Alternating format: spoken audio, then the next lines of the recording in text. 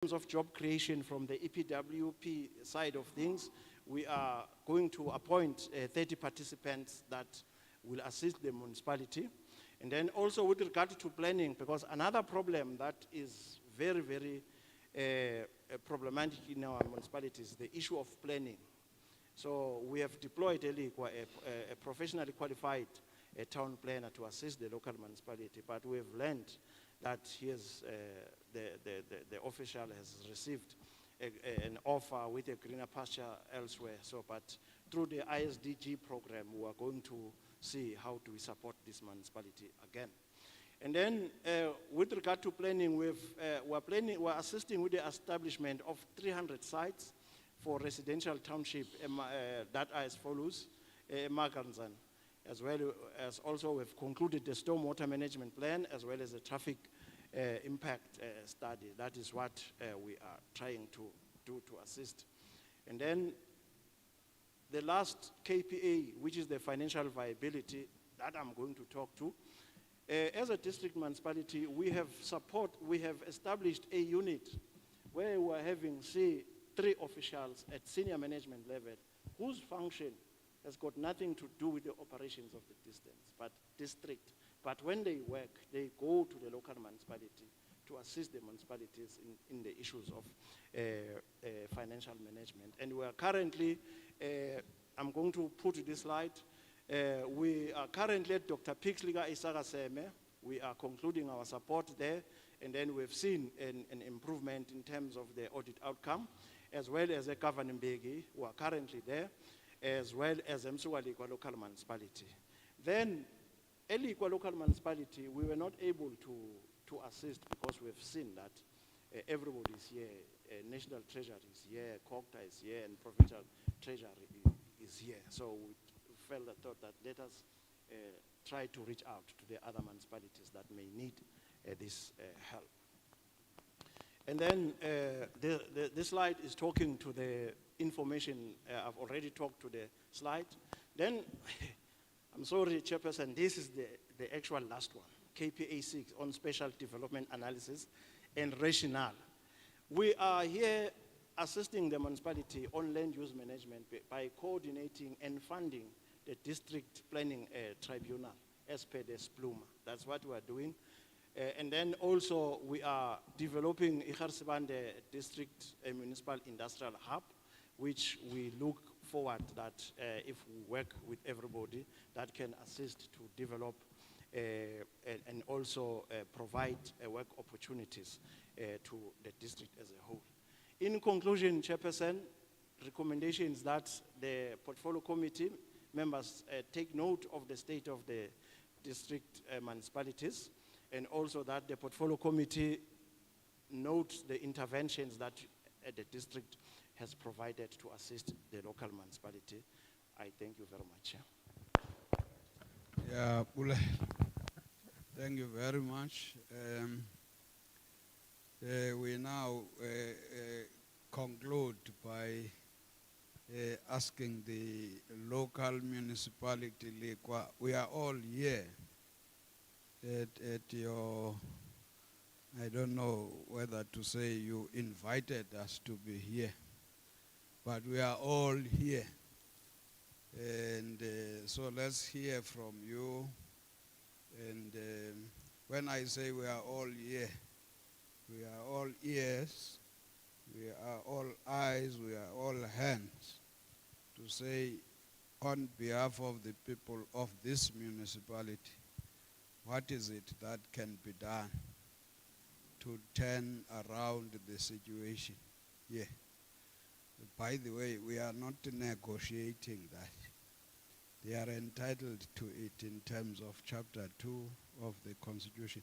I was told in the briefing that the Human Rights Commission did come around here. And by implication, in fact, they are partners with us as the Oversight Committee, including the Auditor General's Office. The primary responsibility to do oversight, because we make laws, it belongs to us here. But I'm trying to make you feel comfortable that government is here and especially those who would want to understand what is the problem, how can it be sorted, so that we elicit anybody's support, those who have got executive authority, to come to the rescue of Lekwa Municipality on behalf of the people of this area.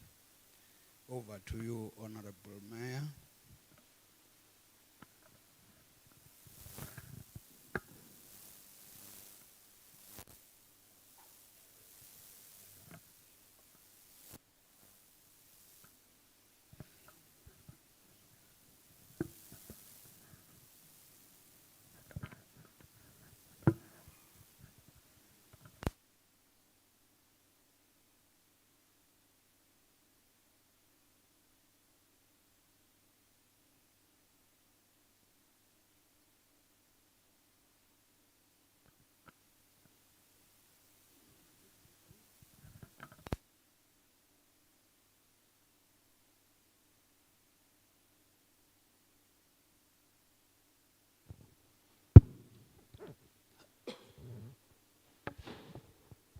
Thank you very much, Chairperson. Good afternoon to Chairperson, honorable members of Parliament, the Deputy Minister, Executive Mayors, my fellow Municipal Manager, Directors and Executive Managers, honorable councillors. My name is Malusela Mola, and I'm the Municipal Manager responsible for Lekwa. I'm going to give you a quick rundown of the presentation, Chairperson. The invitation itself, when it came through, it was prescriptive in the information that you wanted to see in the presentation. As a consequence, we have managed to limit the presentation to respond to the questions that were asked. But you are at liberty to ask any questions, and we'll be more than happy to respond to them. This is the outline of the presentation. It indicates all the information that is contained in the presentation.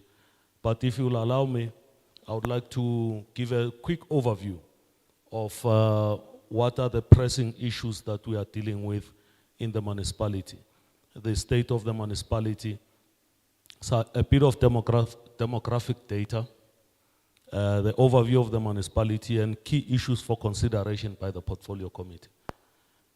You'll notice that one of the key issues that we have is an increase in population. And the fact that our services, our roads, sewer, water, is failing us. When we've got an increase in population, it's not going to assist us. We've got a population growth in excess of 1.5% per annum, which is lower than the actual economic growth. So there's a disparity there.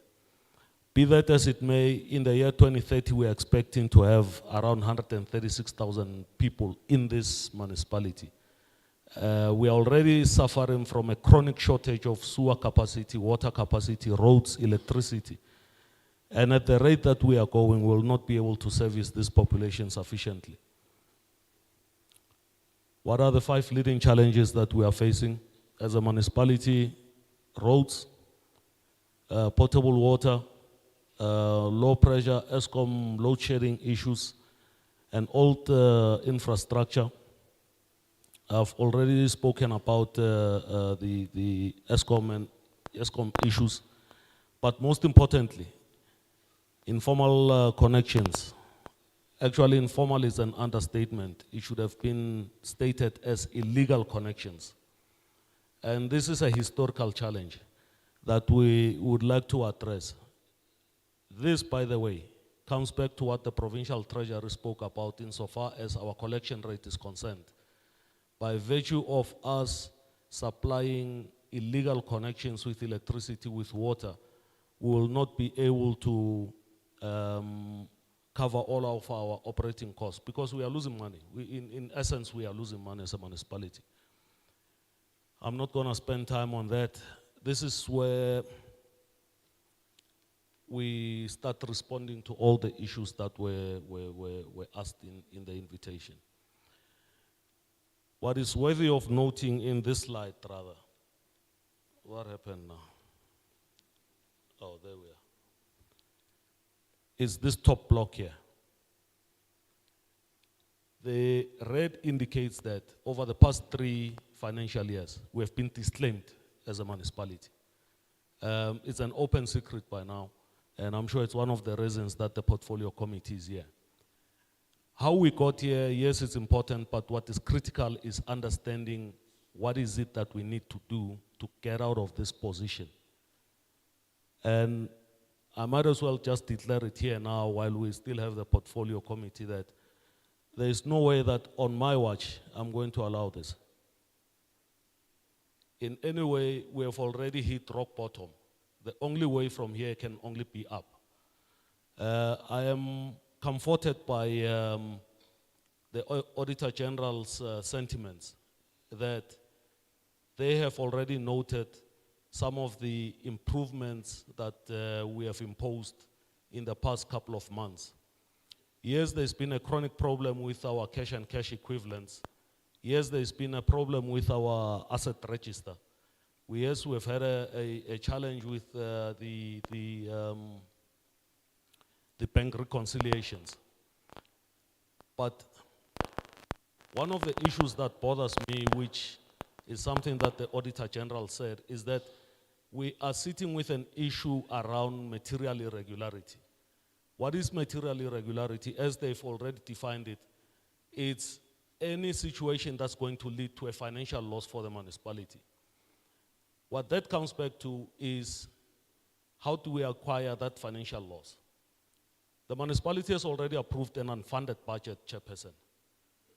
By virtue of that, it implies that our projected revenue is below our projected expenditure. That's what unfunded means. Basically, it comes down to that. It simply means we are spending money faster than we are making it. And that budget is already approved. We will not be able to meet some of our financial obligations. That in turn will attract interests, it will attract penalties, and the AG is going to classify it as material irregularity, fruitless and wasteful expenditure. And not because of anything wrong that this current administration is doing. It's simply a historical problem that we are inheriting. All indications are that we'll be cash positive in the next 2-3 years. With everything that we're doing, we'll be cash positive in the next 2-3 years. So what I'm saying is that over the MTRF period, for the next 2-3 years, we can expect to see an element of material irregularity. Not because administration is not doing anything about it, but that has already been this administration was committed to the material irregularity 5, 6, 7 years back already. Moving on, Chairperson, out of the, I've got 17 audit findings. The AG said there was 18 of them. There is a small discrepancy there. I'm not sure what it is, but we'll look into it. 81% of the findings that the AG has pointed out, we have already addressed. We have had to pass in excess of 400 journals for us to be able to address some of these findings. 4 of them are still in progress, and we are hoping for none of the repeat findings, so to speak. What is it that we are doing as management to improve our audit outcome? The audit action plan has been developed. We are monitoring it rather on a monthly basis. We're meeting with the AG on a weekly basis. Year-end process plan has been developed. We've got experts assisting us with the fixed asset register now, Chairperson, bank reconciliations, VAT, grants, and all of the issues that the AG has pointed out. You specifically asked for our COVID-19 breakdown expenditure. It's a pity it's not very visible from where you are, but in the year 2020 to 2021, the municipality spent just over 325,000 rands. In the year 21-22, just over 250,000. So in total, we're looking at about 600,000 rands over the 2 financial years. If there's one thing that keeps me awake at night, Chairperson, is this slide. If you look at this, it paints a very gloomy picture. It captures the state of the municipal finances, this whole slide. What we are saying there is that these are our revenue streams. This is the revenue that we levied. And this is the revenue that we collected. You will notice that in the year 2020 to 2021, we've levied revenue to the tune of about 400 million. We've only collected 287. So we have already fallen off the cliff. And if we don't reverse this situation very, very urgently, we are going to find ourselves in a heap of trouble.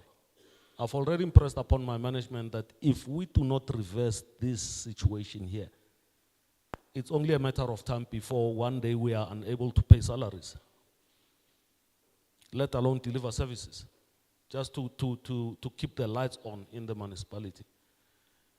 Same applies to this slide here. It's over the 2021-2022 financial year.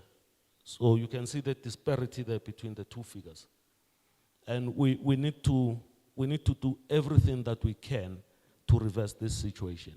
The entire financial recovery plan, revenue enhancement that we are busy with, the correction of tariffs, the institution of the evaluation role, all of that, it's centered around here. Credit control, debt collection, all of those wonderful things. It's in an attempt to reverse this situation. This is the UIFW. It was requested that we present the UIFW. Over the past decade, from 2012 to 2022, we have spent just over 2.3 billion in UIFW. There is the breakdown between unauthorized, irregular, and fruitless, and so forth. But this is not very flattering, so to speak. What is it that we are doing about it? The unauthorized expenditure has been referred to council. It has also been referred to MPEC for investigation. We are giving a short explanation there around how we arrived on the unauthorized expenditure. But mainly it was for non-cash items such as depreciation and debt impairment. I think I saw debt, yes, there is debt impairment, asset impairment, and so on. The accountants are sitting there. They know very well that when you've got depreciation and debt impairment and things like that, that is not actual money. It's not cash, physical cash. And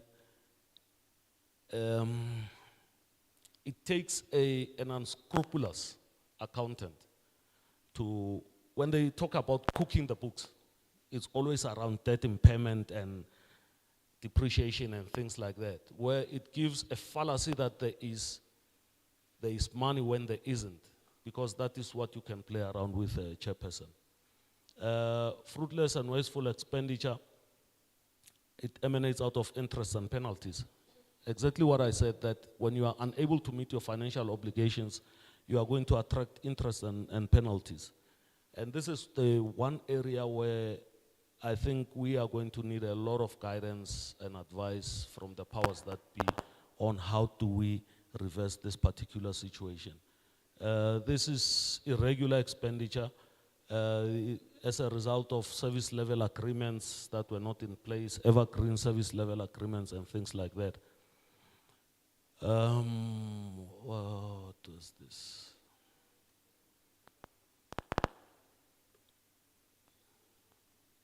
Okay, these are the corrective measures that we have now entered into. All the SMC policies, procedures, and things of that nature we have now rectified. As of the new financial year, We've appointed bid specification committees, bid evaluation committees, and so forth. What is it that we're doing insofar as consequence management is concerned? In the Budget and Treasury Office, we've got 2 cases that are already at disciplinary level. And in community services and so on. But interestingly though, maybe I should spend a bit of time on this. You know, these are employees who, for some or other reason that I still cannot figure out, a client comes into the municipality. They've got an account that is due and payable. Instead of allowing the client to pay the account, they write it off. No authorization, nothing whatsoever, costing the municipality huge money. It comes back to the collection rate that we spoke about earlier. So we've delivered the service. Instead of collecting on the monies that are due and payable, we write it off. And this is how we came about this. At Bargaining Council, there's a number of cases also: unfair dismissal, unfair labor practice, and so forth, chairperson. But as you would know, these matters take a bit of time to get through. The institutional capacity, as indicated earlier, I'm fairly new in the municipality. The council has entrusted me with the leadership of the administration. I only started 3 months back, and so is some of our managers. But here we're simply indicating the capacity that we have in the municipality.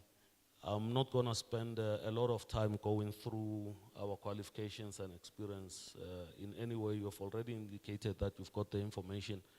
You are more than welcome to ask any questions, should you have any. The only position, Section 56 position, that we need to attend to is this one, the Manager Corporate Services. The position has been advertised. It's closing this Friday, day after tomorrow, and we'll see what comes out of the wash. The other challenge sits around the skills audit. We are not sure what is it that we have in the municipality, whether the right people are in the right positions to execute their functions. I get a sense that instead of finding the right person for the position, the practice has been that you find the right position for the person. So you are matching the position to a person, not the other way around. But be that as it may, the skills audit should be able to tell us what will transpire from there on. I'm not going to spend time on the organogram. Yes, most importantly, Chairperson, we are sitting with a 50% vacancy rate. So we only have 50% of the people that we're supposed to have in the municipality. But it's a double-edged sword. You can't simply start hiring people and filling up your organogram when it's going to have an impact on your overheads. The more you do that, the more your salary bill goes up. If anything, I am saying we should be spending time and money on hiring service delivery related human resources. Instead of appointing an admin clerk, let's spend time appointing a plumber or an electrician or a mechanic or a front-end loader operator, tipper truck driver. Those are the people that we need who are going to be at the coal face to deliver services. So it takes a bit of fancy footwork to keep that balance. Your finances in check with a sufficient amount of human resources. The audit committee, there's the audit committee with 4 members, 1 internal audit manager and so forth. But we are happy with the audit committee that we have. There are their qualifications. You'll see that we've got chartered accountants on the audit committee, certified internal auditors. There's an advocate. So we are happy with that. The council has already established the Financial Disciplinary Board chairperson, which is also executing its mandate in assisting the council to investigate some of these issues. There's the number of planned meetings, the meetings that have been held, so there's nothing to write home about insofar as the audit committee is concerned. MPEC, there are all the honorable members that sit on our MPEC. The UIFW investigations have been referred to MPEC so that they can investigate them and give a report to council. Okay, this is the training that MPEC has been to assist them and upskill them in executing their functions. Oh yes, there was a question concerning traditional leaders and Khoisan Leadership Act. In this municipality, we do not have traditional leadership, we do not have the Khoisan, but be that as it may, I've already advised my executive mayor that we amend the rules of order to accommodate them, so that should and if in the future it becomes applicable, then we at least know that we have accommodated this particular act. Health and Disaster Management Services, my fellow MM has already indicated that it sits at district level, and I think that was, oh, this is the last slide. We lost our WISIC and RPIC, so they are implemented at district, understandably so. But what we are saying as a municipality is that from where we are sitting, we do not see anything in the horizon that says we cannot implement this ourselves. We've got all the necessary capacity, skills, experience. We have recently appointed our technical services executive manager. We've got a PMU, we've got all the engineering services that we need in-house for us to be able to manage this. So that is our prayer this afternoon, Chairperson. I believe this is our last slide, if I'm not, yes. Thank you very much. Thank you very much. First to all the presenters. I was looking at the members of the committee. I could see that they took notes and ultimately we're now waiting. So I'm sure out of all this, it gives us a full picture of what is happening, what can be done. Now, this gives us an opportunity, honorable members, to engage with the presentations. And maybe a little bit of a picture. We will not break for lunch until 2:30, so that when people work, they must understand what is the time. Can I take hands from yourselves? I will follow the order as it is. Honorable Brink, let me not start with Honorable Grunewald. Or you wanted him to start? I'll start. Okay, so that will be the order. Thank you, Honorable Chair. Honorable Chair, you're right. We've made, can I say, notes as we were going along and rather later on stopped, because is there any hope in this municipality? Chairperson, I quickly want to touch on a provincial presentation I've done.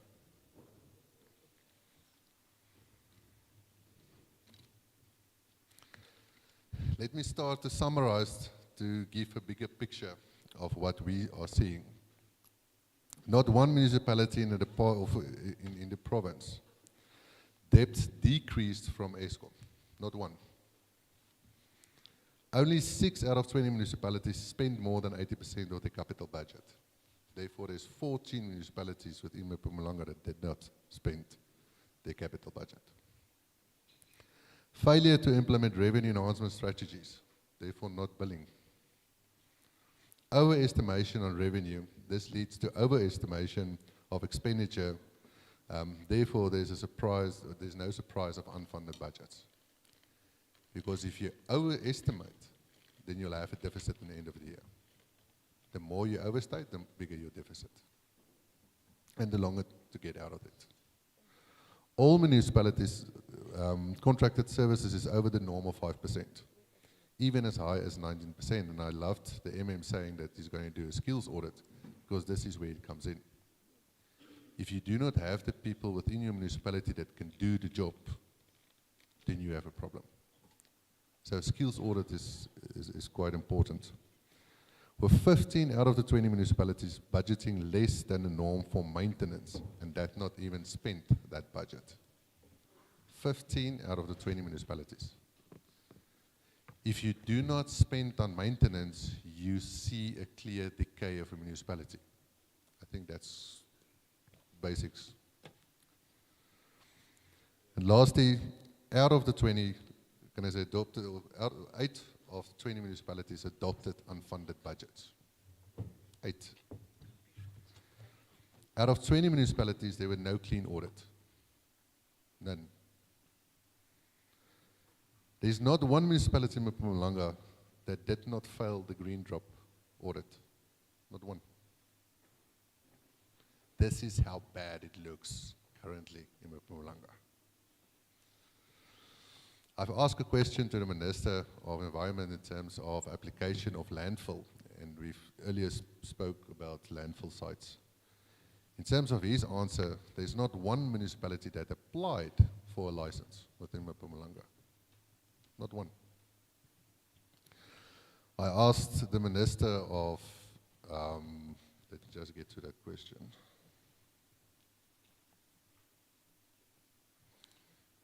Oh, no, it closed.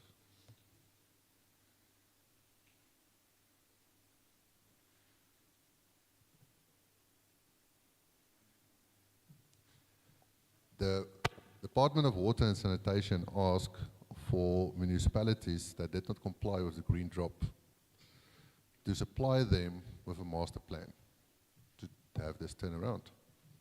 So the Minister answered, he said a total of 90 service authorities responsible for 334 wastewater collection and treatment systems that achieved less than 30% during the Department's green drop assessment were issued, and non-compliance letters and instructions to prepare and submit corrective action plans as highlighted in the Green Drop 2022 report. He answered to say that 6 of the water service authorities had complied, 2 water service authorities indicated below requested and granted additional time to develop action plans. A further 5 water service authorities did not provide action plans but requested support from DVS as follows.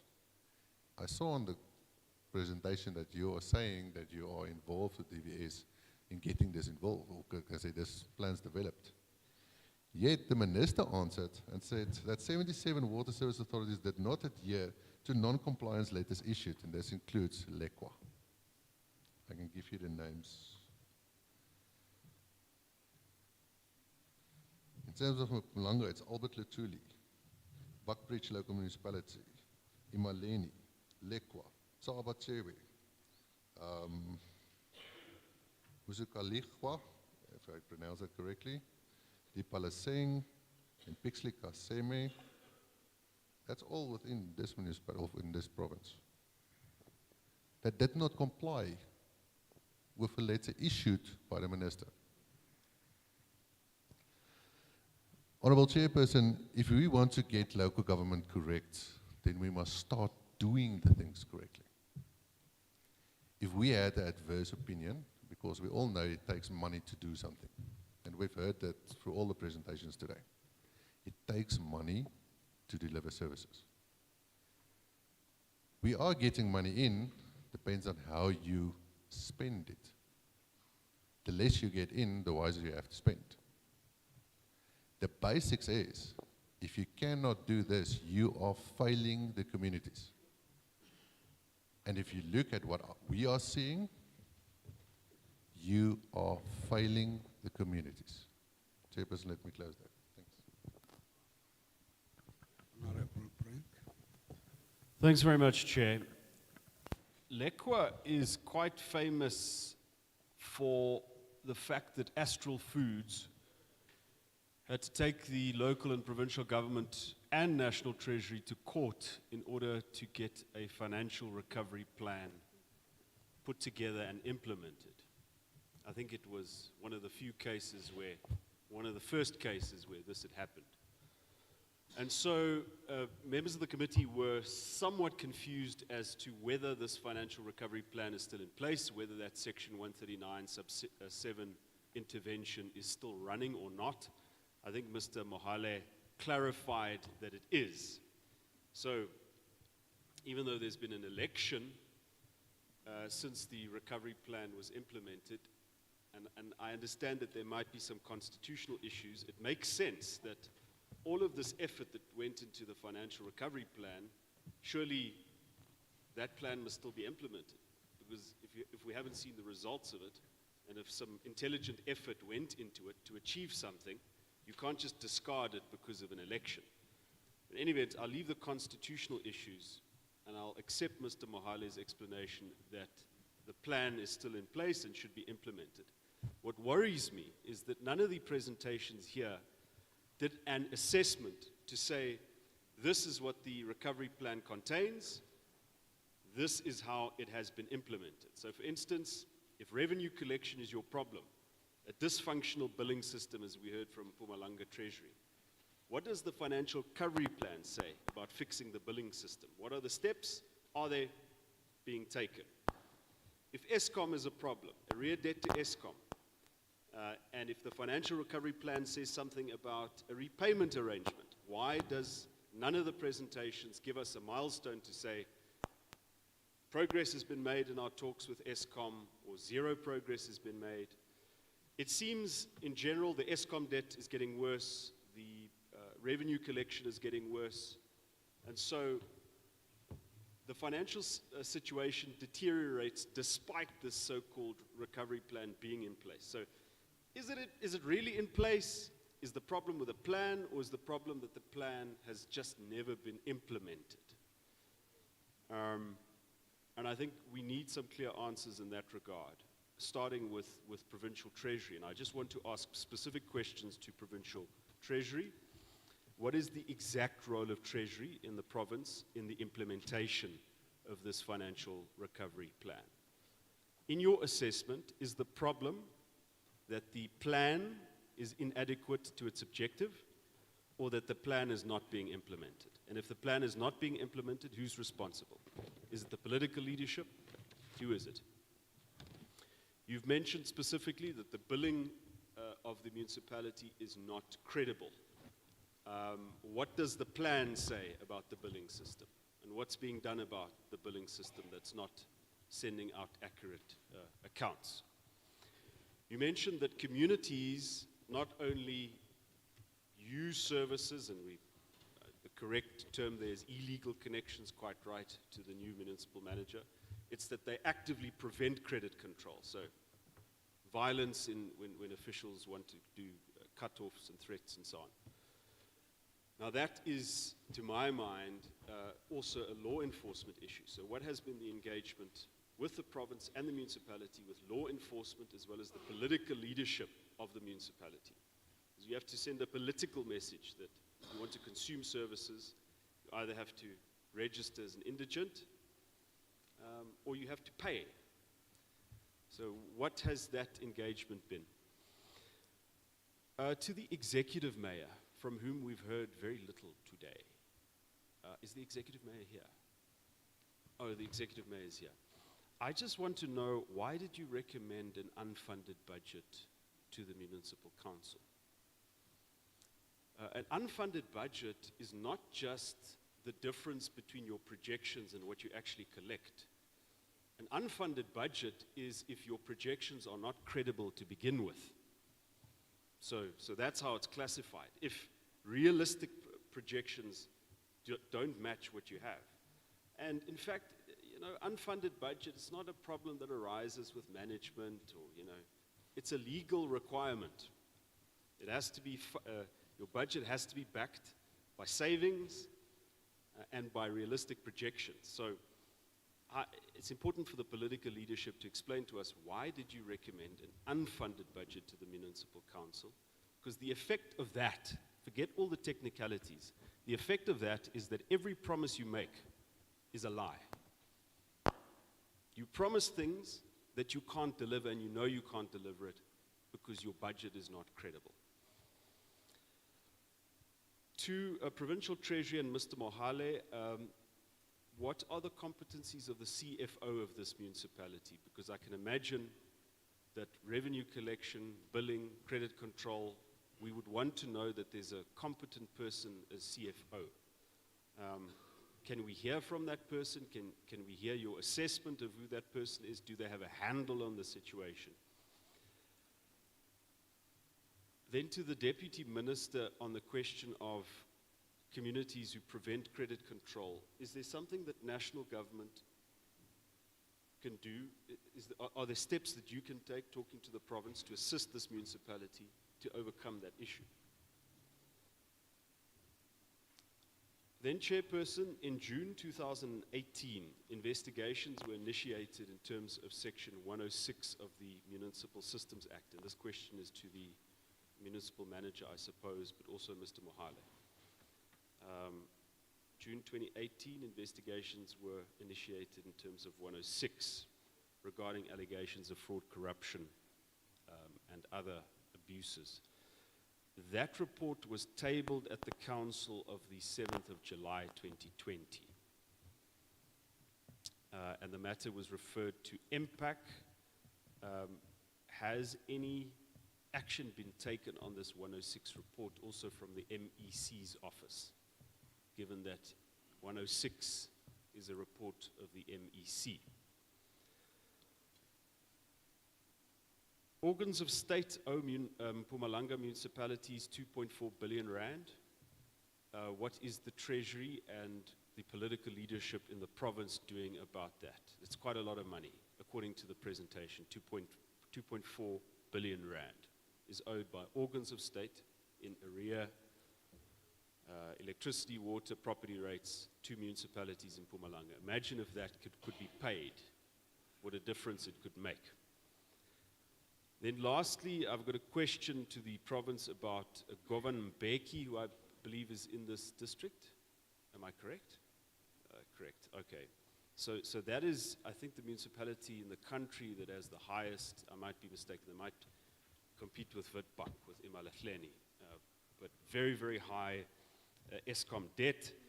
And we saw that they suffered extreme power outages in Bethel and Mzinoni because of the refusal of Eskom to lift the minimum demand limit, because this municipality, Governor Mbeki, doesn't stick to its payment plan. Has that situation improved? It doesn't seem that like the Eskom debt has improved, but what has happened in that municipality? What is the situation with the electricity infrastructure? We know that at a critical time during the lockdown, they had up to 12 hours of load shedding, because every time load shedding happens, there's a knock-on effect on the infrastructure that's crumbling. Has any improvement been achieved in Governor Mbeki? Thanks very much, Chairperson. Honorable Space. Thank you, Chair. Chairperson, the impression that I got from the minute that I stepped into this municipality was that there is no seriousness about priorities. Priorities for the people of Lekwa municipality. And I'm going to use this example. When we stepped into this hall, we thought we were at the wrong meeting. Because we thought maybe some colleagues said, are we attending a wedding? We are here as ordinary people wanting to assist. And we don't want to be impressed by things that is taking money from the people of this municipality. Because what we see in here is costs. And it's taking money from people that needs it. Your priorities are really wrong. Your your municipality says that it has addressed 81% of the findings emanating from the 2020 to 2021 financial year. And so the question was to me, myself, is, so what really is contained in that 81%? Are there things contained in what you have addressed that has drastically changed the lives of the people of Lekwa? Because what we see, what we hear is not what we have seen in these presentations. There are basic things that you are not getting right. And let me start with that following. That Chapter 2 of the Constitution provides for the right to access of sufficient water. You have a problem with water, you know that. Your people talk to us about what happens here. It cannot be right that the community is without water for months on end. And as an example, let's use Ward 5 Extension 2. Apparently an area that is an old township that actually has infrastructure, has taps.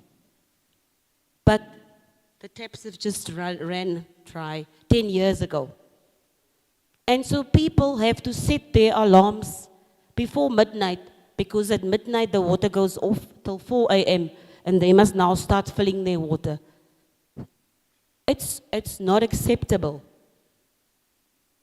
Apparently there's water trucks, but the water trucks, there's no schedule of when it's coming around. And the areas that actually need that water trucks are not getting it because your priorities are wrong. Some go without water for 3 weeks a year. Your Eskom bill, 1.7 billion rand. You can't pay it. But what is the impact for the people on the ground, the very people that elected you, is the following. It was mentioned that you have 55 MVA electricity, which is the national maximum demand. So if Lekwa uses that 55 MVA in a day, it's done, it's gone. Your power trips. And apparently this has been happening since May. Now to the new leadership that you are almost in office for 1 year. The political landscape of this municipality has drastically changed for a reason. Because people were fed up.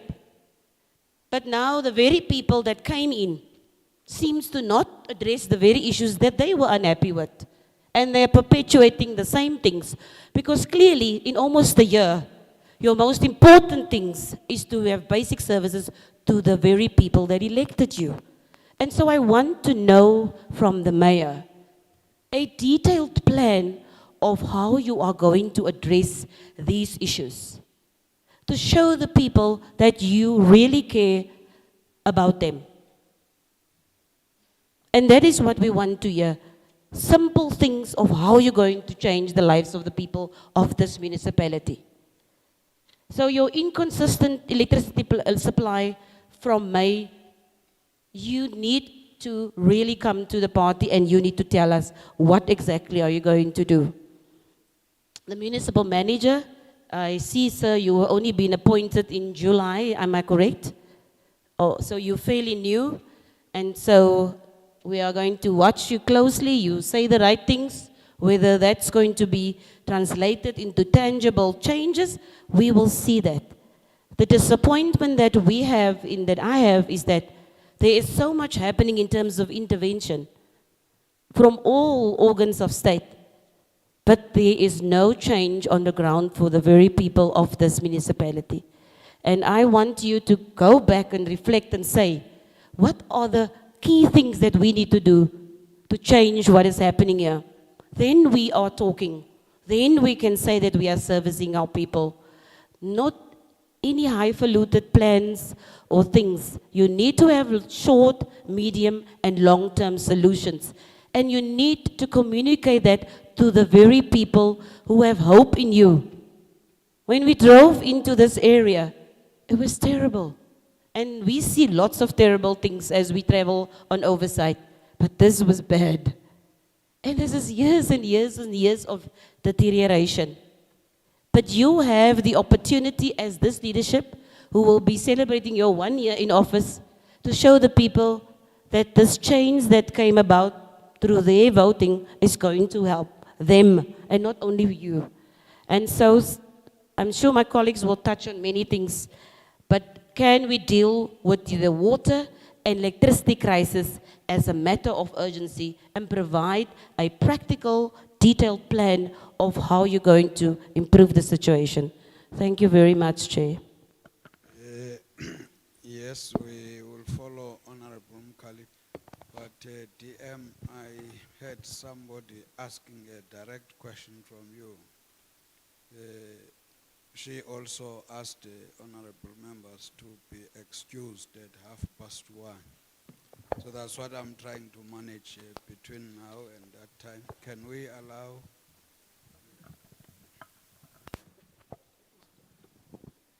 Thank you very much, Honorable Chair. And to honorable members, it's a very, very tight week for me, and my sincere apologies.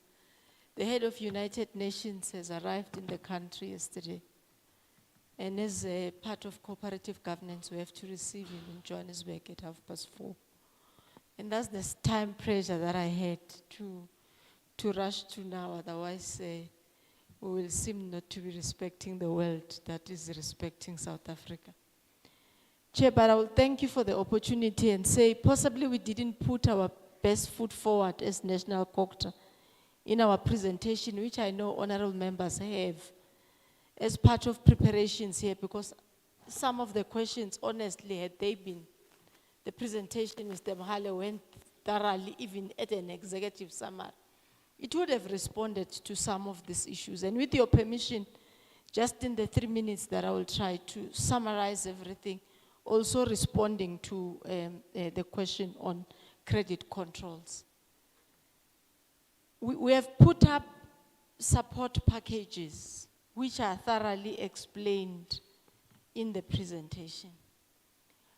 Coghsta National, for example, has a working relationship contractual-wise with the service level agreement with DBSA. And they're part of the stakeholders who are doing, for example, what the honorable member is talking about with regard to credit controls and revenue.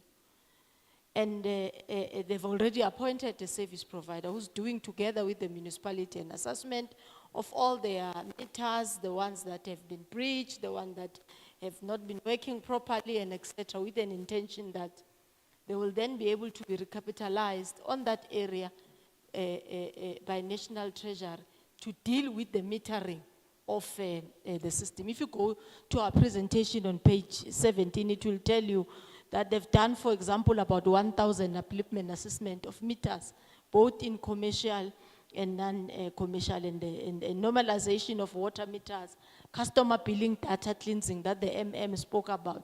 That is just but one area that DBSA is dealing with. It's also dealing with the asset management care with regard, besides the skills audit, the assessment of the audit of the municipality themselves, so that you could be able to deal with the issue that was raised on financials, on what is the value of the municipality from their non-cash abilities.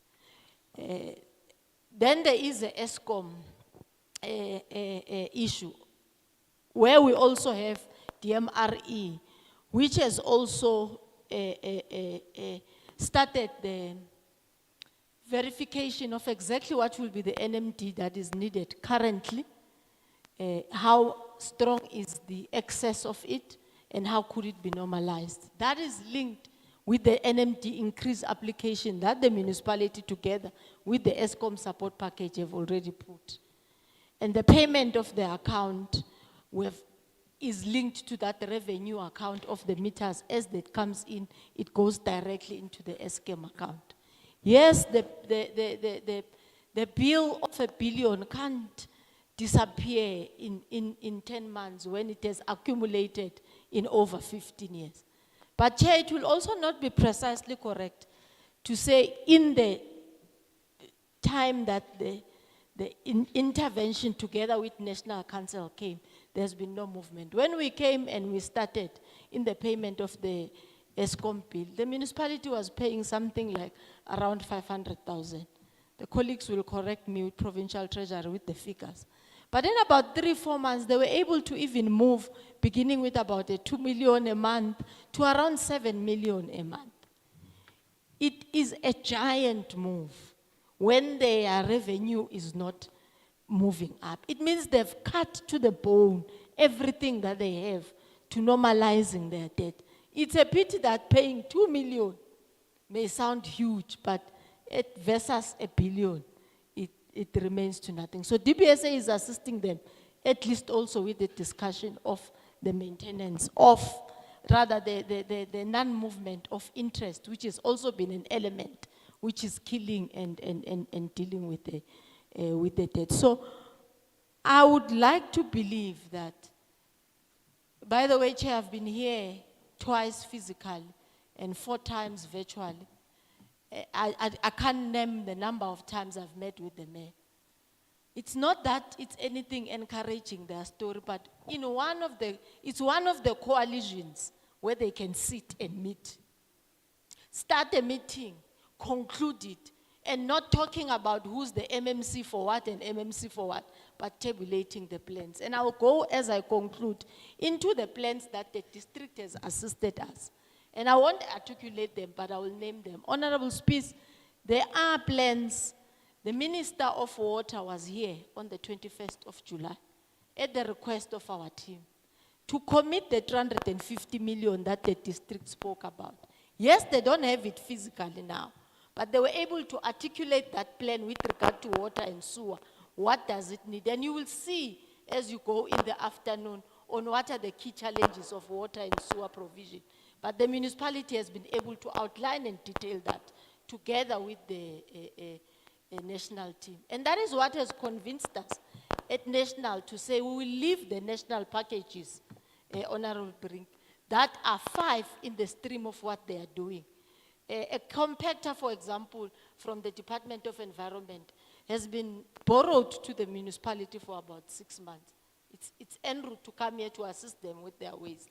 So there's quite a lot of what support packages can do to assist the municipality to normalize.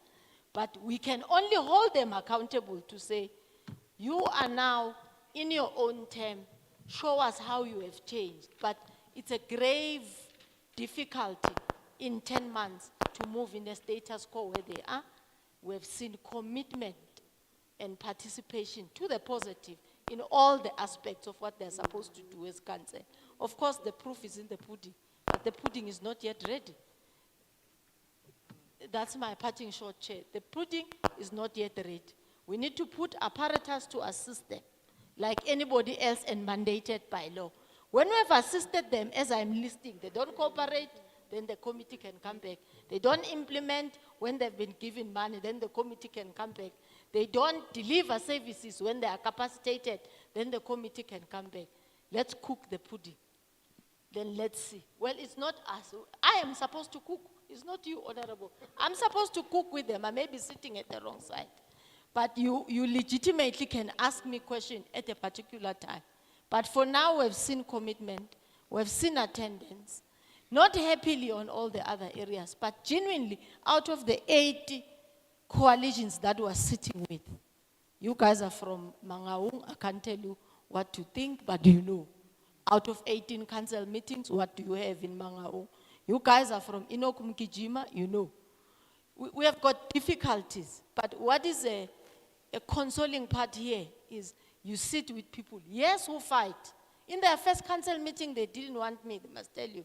They said I must leave because they don't understand why we're extending a national administrator into a new term when they are new in council. And justifiably, they were correct. But we insisted to say, put the plans for us to go and commit cabinet that you are different than those they've put under administration last time. So far, we have something to chew. Thank you very much, Honorable Chair. Okay, thank you very much. Let's proceed with the questions. Honorable Khalib. Thank you very much, Chair. Unfortunately, the DM had to leave the meeting, and it's unfortunate that some of the issues that you want to raise, she won't be responded to by her because she has to leave. Chair, when you, in your opening remarks, when you opened the meeting, you mentioned that Lekwa is one of the 64 dysfunctional municipalities. The reason why the portfolio committee decided to come and check what is the progress so far out of this 64. That's why we're here. When we arrived here, as we are coming from different political parties, one colleague who's going to speak after me, he is from the ANC. He asked who is in charge here in this Lekwa municipality. And then the colleague on my right-hand side, she said is a coalition between EFF and LCF. And he was very happy. And he said, you must account, Mayor, because it's not the ANC that is in power. Because we were greeted with a huge pothole when we arrived here. So that is your legacy. As a coalition, I don't know, is a coalition, but you'll clarify. So I'm just preparing you, Mayor, because I was also being disturbed when the chair said, Mayor, it's your time to take us through, and then you just give it to MM. You know, when we decided as a committee, out of 64 to come here, we thought there is a new broom. Yeah, that sweeps very clean. But when we were just greeted with a big pothole, with issues that was raised by my fellow colleagues here, lack of waters, and as a result, people who are suffering are the ordinary people on the ground. Whatever justification that the MM is putting or trying to convince us as a committee to understand the situation, but unfortunately, the ordinary masses, the dejected masses, the poorest of the poor are the one who feel more than us here. Tina, we're here, at least we're drinking water. What about the ordinary person who can't even afford water? So I'm saying MM, together with the newly elected leadership, we know very well that you are 1 year in the office.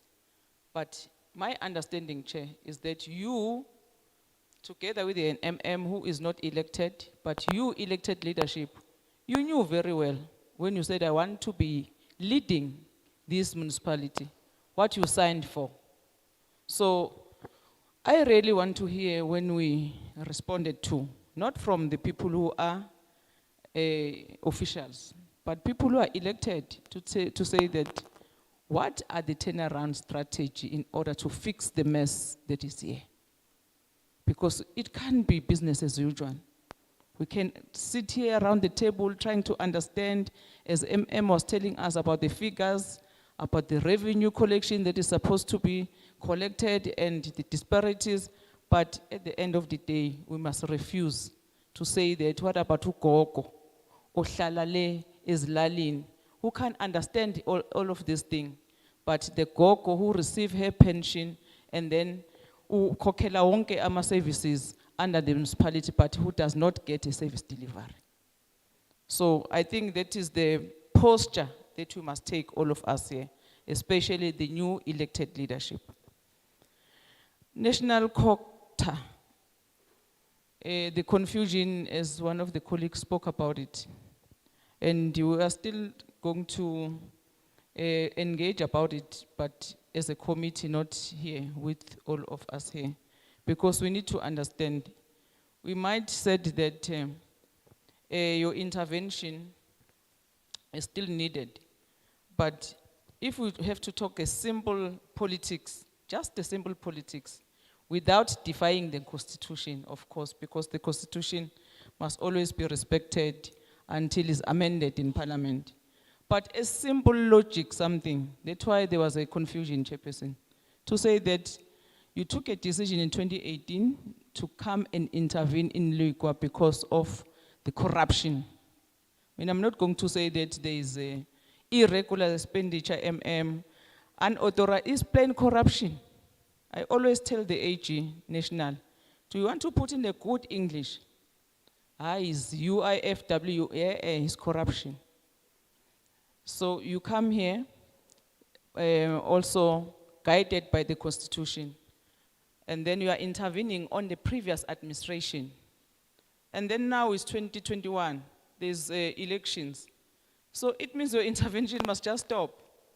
So it means the Office National is supposed to ensure to align itself with the Constitution of South Africa to say, but how are we still intervening? Because there's a new elected leadership with a new administration, because the MM also joined the council just now in 2020. So why the intervention is also still there, but you'll also respond to that in other platforms when you are also not here.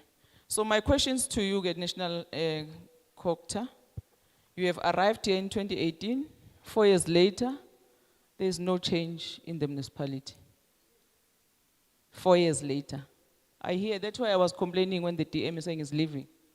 Because the DM must also, the one who must respond.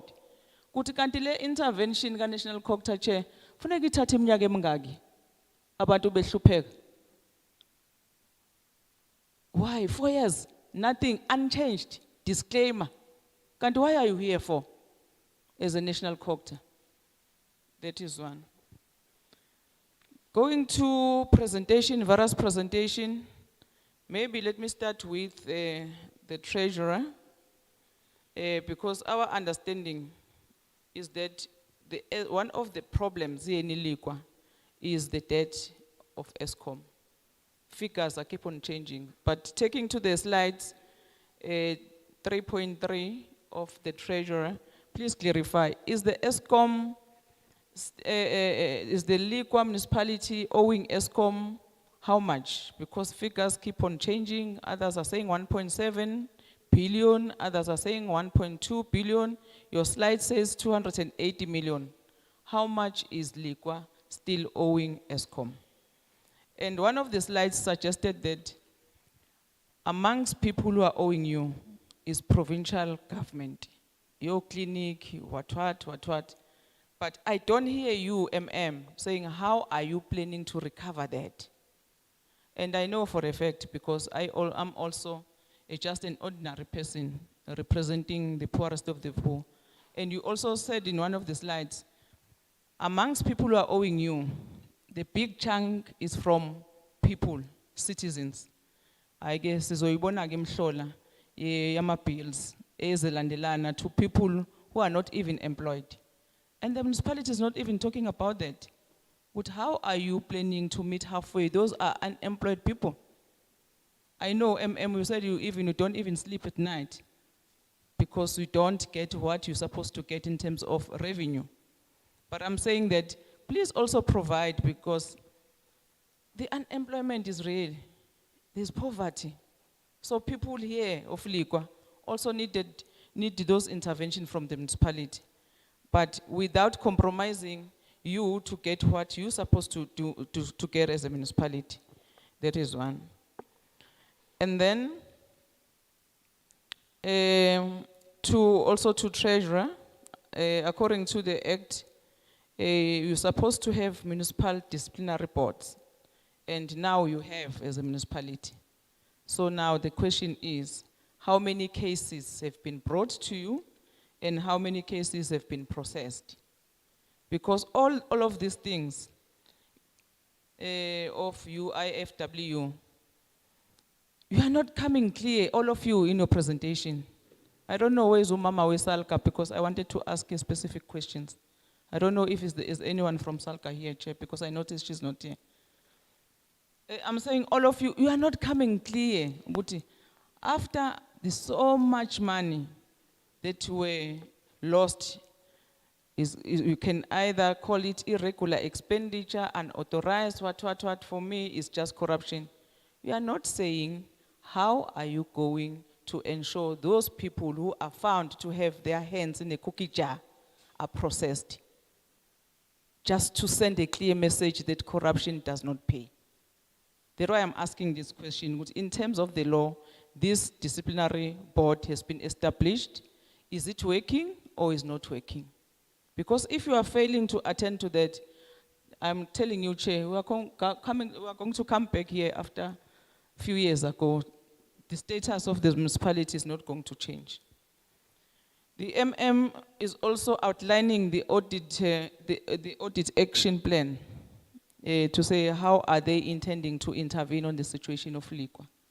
But when I'm listening to MM, we are saying that the MPEC is going to investigate. You are not attaching the time frames.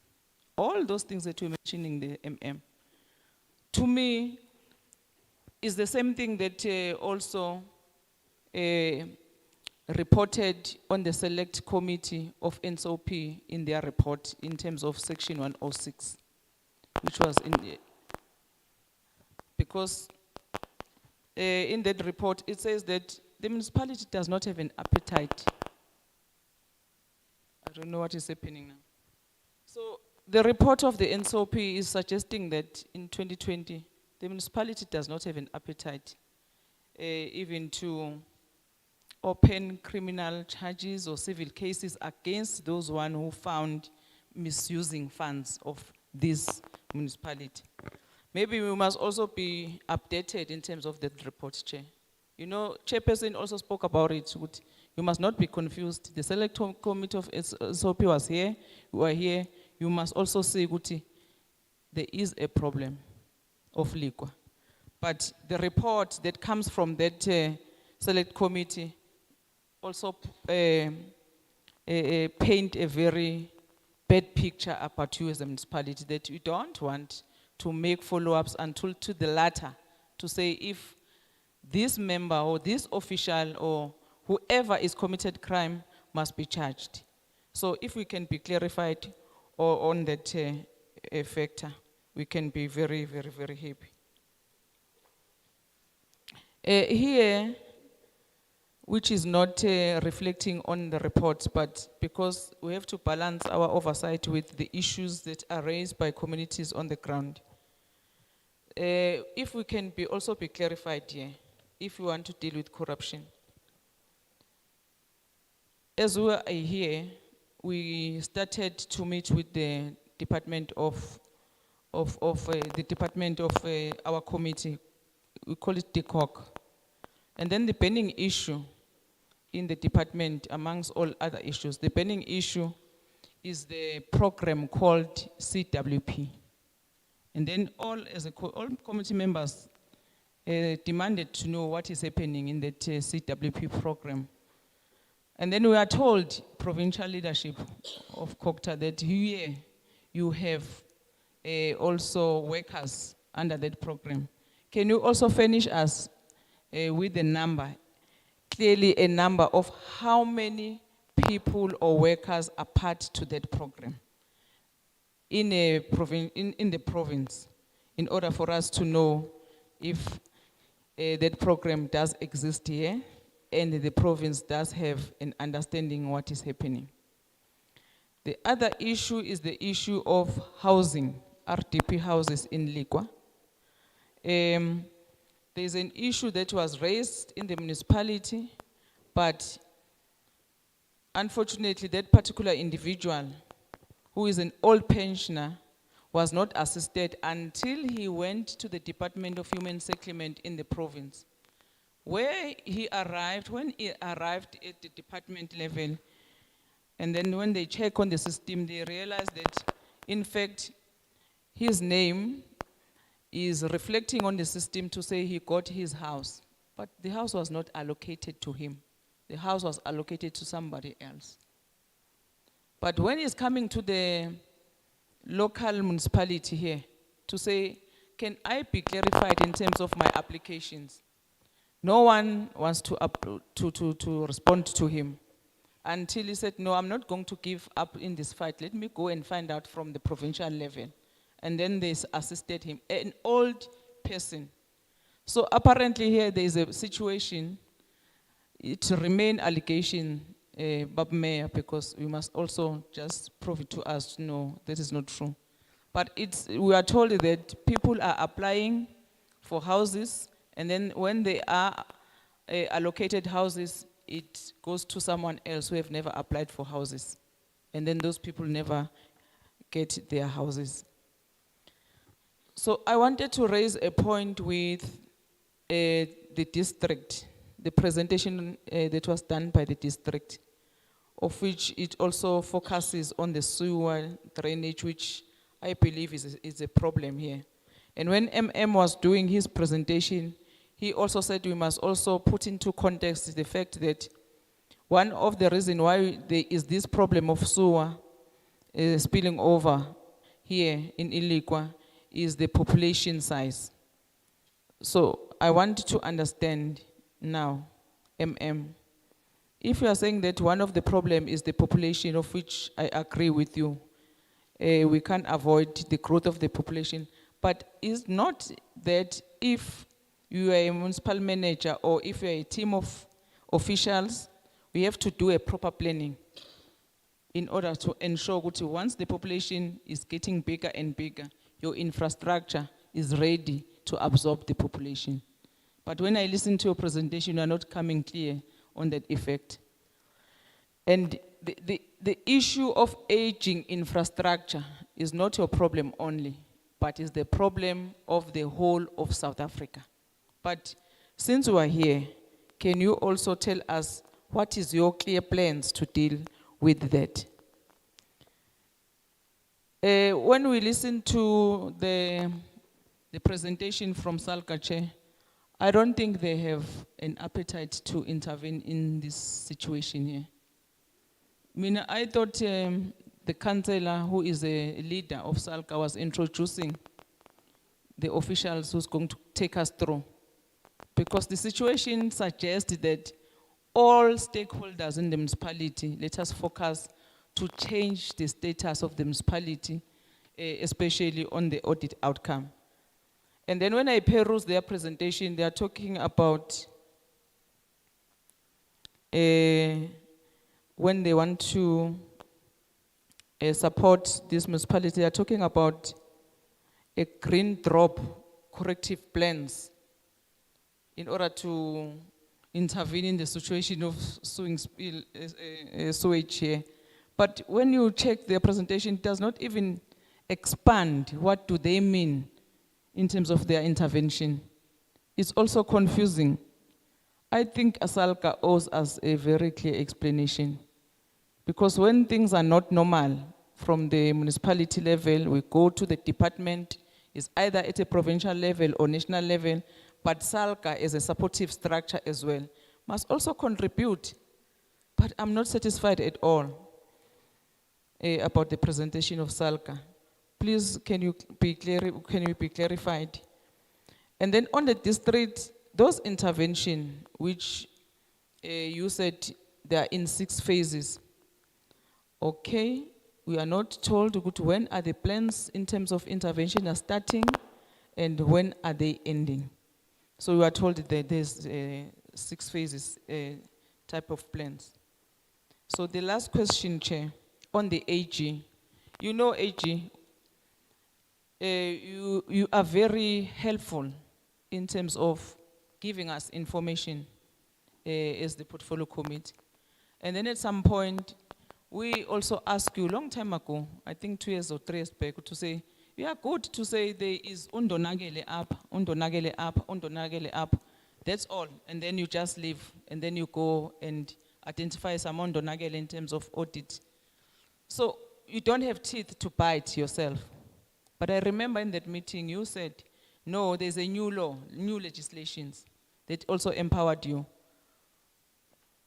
So tell us now, in this situation, because even your recommendations, AG, we are still repeating, even the presenter here, the brother here, he said, we have been repeatedly recommending this thing. It's not new what you are recommending now for the municipality to move from this status of unchanged disclaimer to be better.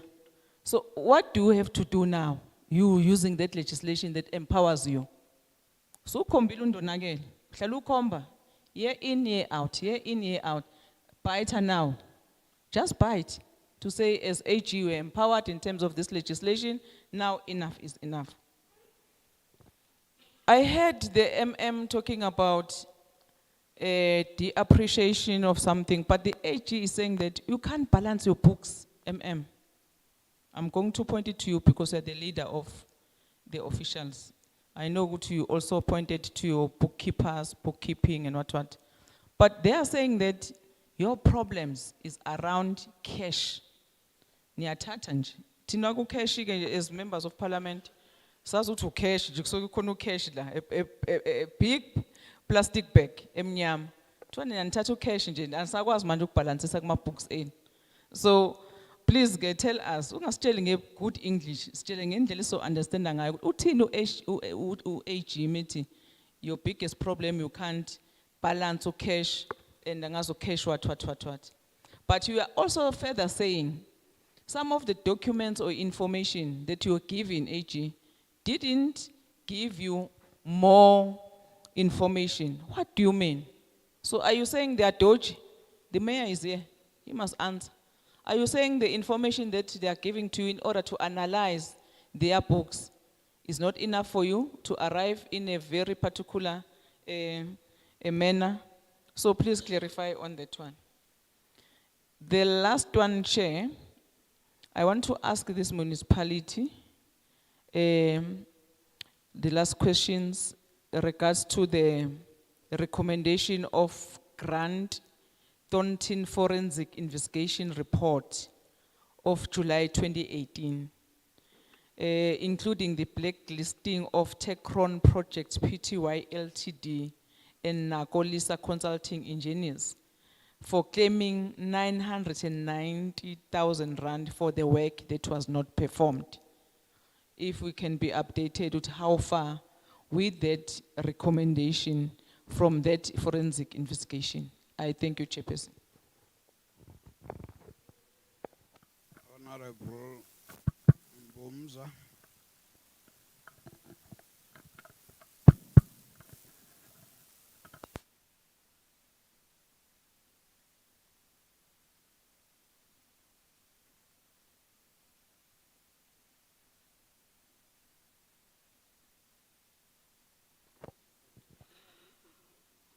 Thanks, Chairperson.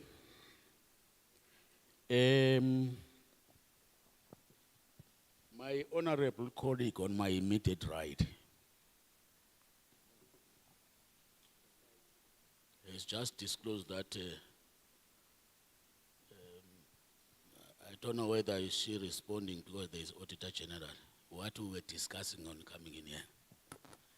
But what I suspected, there is evidence on the table because now she is on the executive across. She's represented there. Chair, the district mayor, when he was welcoming us, he indicated that they are an implementing agent of the Department of Water and Sanitation. And then he drew my interest as to, and I've seen even in the presentations, that they are also implementing the water systems improvement grant as an implementing agent. Does it say that this district is not a water services authority and a water services provider? It's just an extension of the Department of Water and Sanitation. Because when you are an implementing agent, you are an agent of a department. So you are not a sphere of a government. Can we be clarified on that? Again, Chair, my system is troubling me. I would like to understand from the municipality and Coghsta that in the portfolio committee offered the 9th February 2021, the National Department of Coghsta has indicated to us that MISA with Lekwa Municipality are in partnership that were to undertake a detailed study on the municipality's water and sanitation infrastructure. And that detailed report was to be costed and to have some timelines to address the current challenges. Can we be appraised as to have these activities been undertaken in line with this report that was given to us, and how far are they? And in the same meeting again, we were appraised that the Department of Water and Sanitation has availed 51 million for the implementation of the bulk sewer at Extension 8 upgrading of the sewer pump station. Once more, can we be told in this meeting whether that has been implemented and that money has been made available? Is it being implemented? Chair, the Auditor General has flagged a number of non-compliance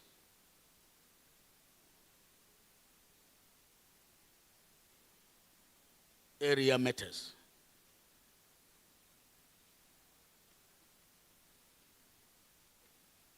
Which reflect that for the last 3 years, impunity was allowed to reign in this municipality. Because the Auditor General is saying that 50% of the planned targets on indicators on key projects were never achieved. And there was a serious problem around the question of strategic infrastructure planning, absence of that. And also it reflects that there was absence of leadership at strategic level. No leaders, there was no active leadership. That's why you had disclaimer over a 3-year financial period. And the recommendations of the Auditor General were never followed. And that reflects the absence of active leadership at strategic level, mayor.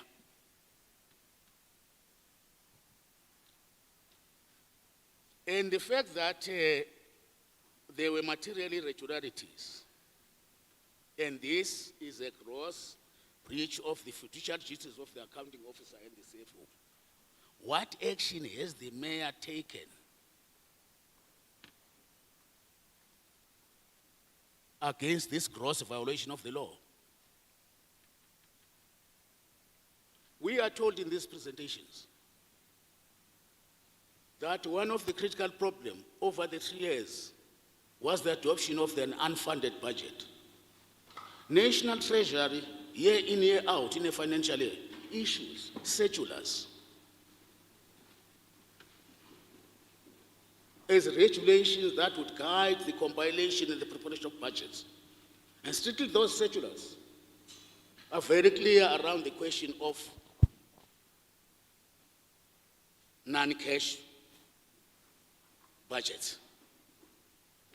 Now the question is, what has been the role of the accounting officer and the CFO in this matter?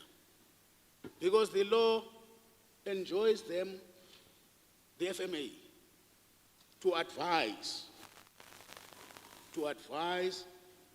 the mayor and the council in taking decisions in council, particularly in the adoption of the budget.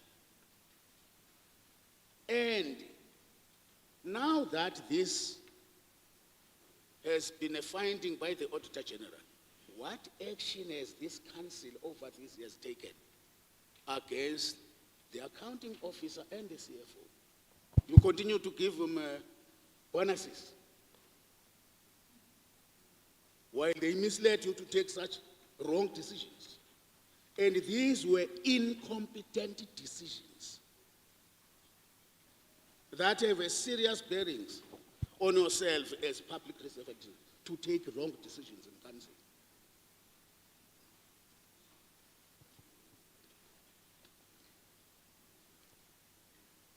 The report also indicates that, and one of the elements, key elements of financial management is the servicing of debts by the municipality.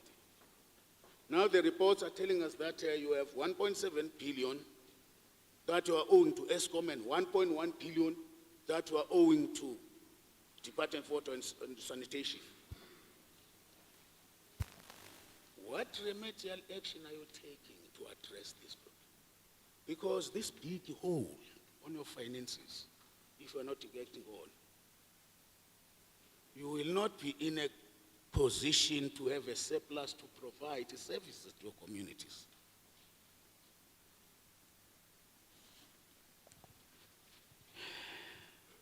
Again, on the 21-22 budget, the Lekwa municipality is among the 10 municipalities that adopted this unfunded budget. And you continue within the same following year to adopt an unfunded budget. And then it raises a question. And is sending a wrong message about us as public representatives taking such decisions.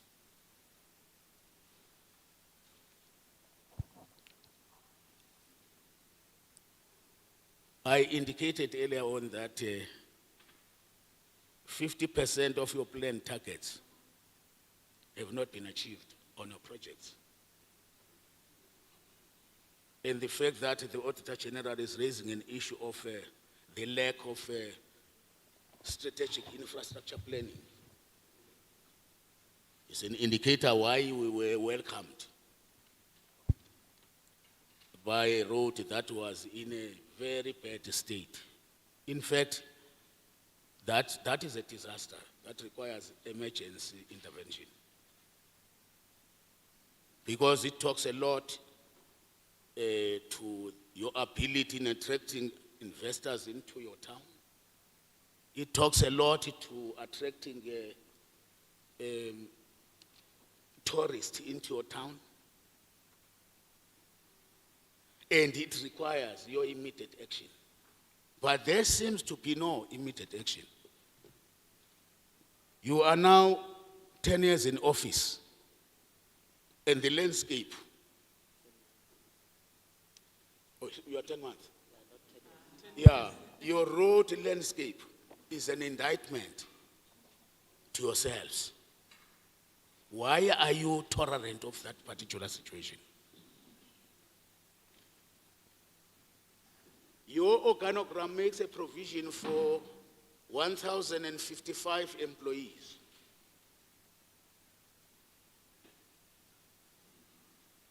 And currently you have filled 50%. And I was listening to the MM to say that there is a difficulty because it would mean that there would be imbalance the more you fill those positions because you would not have a budget. Why then do you develop an organizational structure that requires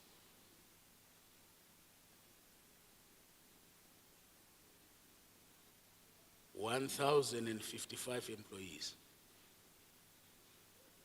and the 564 positions are unfilled?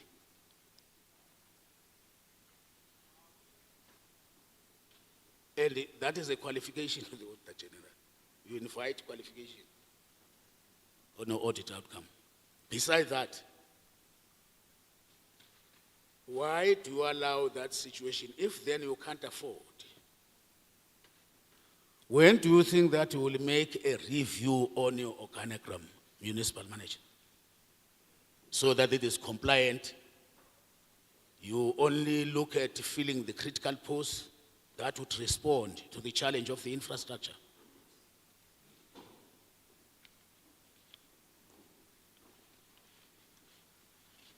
Well, before I, what do you call it? Are you submarining? Okay. Yeah, submarine. Is the chair of the impact in here? Chair of, MPEG. that must be a question. Because the Auditor General, the recommendations, has been saying that, and I see the commitment of the mayor, and the mayor is going beyond. He's even committing the chair of the MPEG. Because what we got from the Auditor General, the commitments by the mayor. But in the 3 financial years, there had been indication that all these oversight, because this report, it says there is a lack of oversight internally in the institution. So you have an MPEG that is in existence for malicious compliance. You have an audit committee for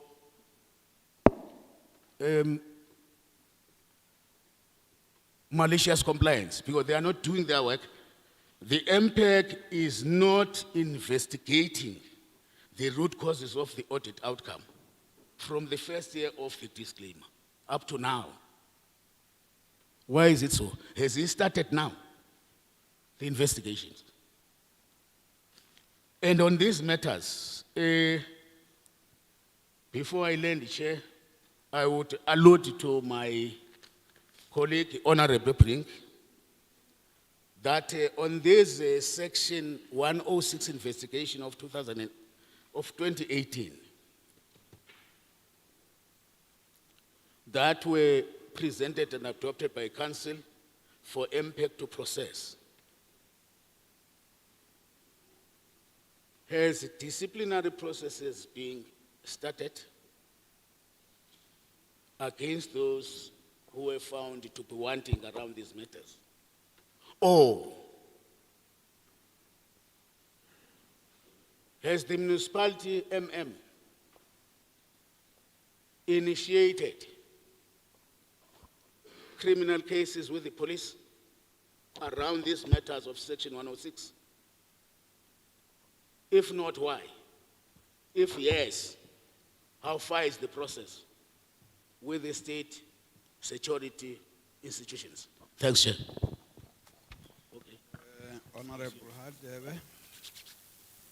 Hadebe, you can pick a sense that I'm not stopping them, all of them, because the presentations were so many. But it impacts on how we want to manage time. My suggestion now, I will keep on making suggestions because we're trying to manage time, but not interfering with what they want to ask. My suggestion would be that immediately after they finish, we break for lunch. It will also help those who must respond to be ready to do so. That's my suggestion. It will not be discussed. Let me allow them to go. But I want to keep you understanding what we are thinking. Over to you, Honorable Hadebe. Thank you, Chair. I am still Honorable Hadebe with an H.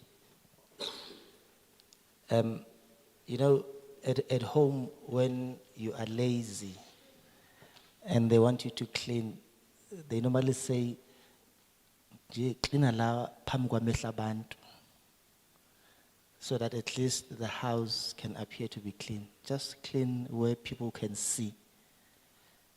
And if I'm also lazy to take a shower or wash, just nyasula mehlo namakwapa, so that people cannot see but I did not wash. 1 year in office, you are failing just to fix pothole on your main roads so that people cannot see that you are dysfunctional. It can't be acceptable. I'm saying this because we are in a municipality that was regarded as dysfunctional. Even Human Rights Commission made an assessment and arrive at the conclusion that you are not capable of delivering on your constitutional mandate. This municipality was disbanded. So we're dealing with an extraordinary situation. When you took office as resident of Lekwa, it's because you were tired of the state of this municipality and you wanted to change things. So you knew exactly what you were getting yourself into. Unfortunately, there is no vacuum in leadership. You are new, yes, I agree, fully. But you knew what you were getting yourself into. Chair, I was surprised today that Kanti, there is another side of Honorable Mkhalip. I did not know that she has a soft side up until today. But for obvious reasons. It's for obvious reasons. Otherwise, she would have said what she normally says to us at Siatengis. I think the opposite is true. This time around, Ustengsil. So, I'm trying to say, colleagues, as public representatives, this is not business as usual. We're dealing with extra dysfunctional state of this municipality. If you can't fix potholes for 1 year on your main road, you are left with 4 years. No, I cannot accept that. I need to get an understanding, Chair. Honorable Mpums asked the question, where is the impact, Chairperson? Can I just singe by show of hand the impact chair of Lekwa? The impact members? Just by show of hand. Okay, thank you so much. Yes. Yeah, no, the impact is here. Now, 3 consecutive disclaimers. 3 consecutive disclaimers.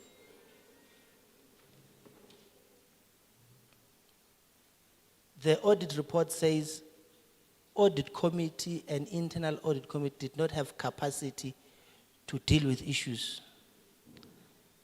The mayor is afforded an opportunity to present. He hands over to the MM. The MM gives us a report. When I read, excuse my French, this is malicious compliance. You did not give us details. You know why I'm raising this? There are audit reports and findings. Section 32 of the Municipal Finance Management Act is clear. All those that are officials, political office bearers, and senior officials, everyone that has incurred or caused to incur fruitless and wasteful expenditure must be held accountable.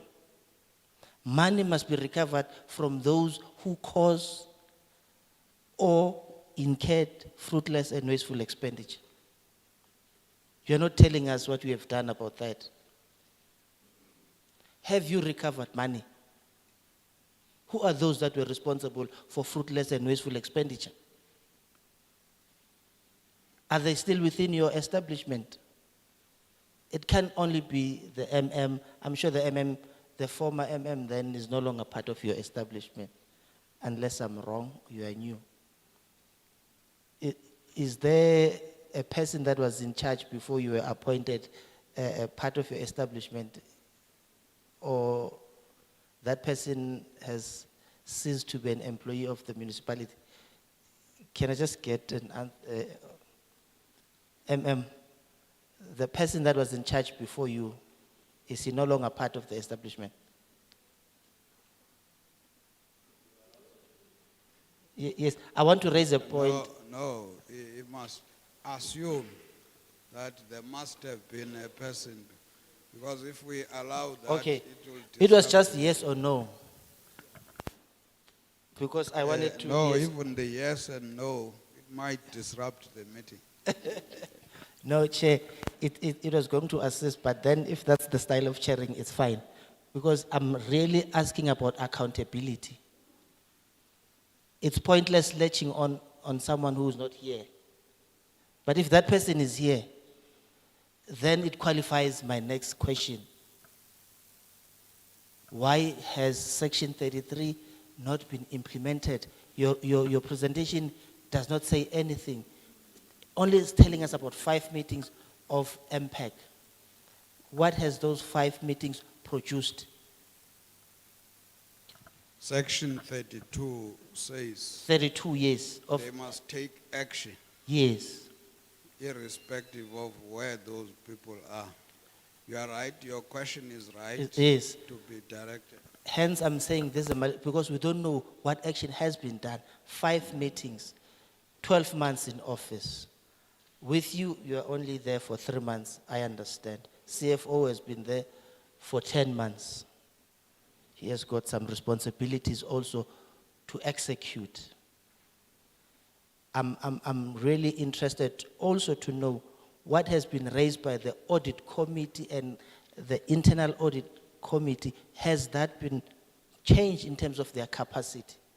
Are they able now to do what is meant to be done in relation to what the previous audit outcome has highlighted? You have given us the figures in terms of what was contained in the audit action plan and what was achieved, but you are not telling us what it's 81% achieved. That's a distinction. But we don't know what is exactly that you have done. Can we get that?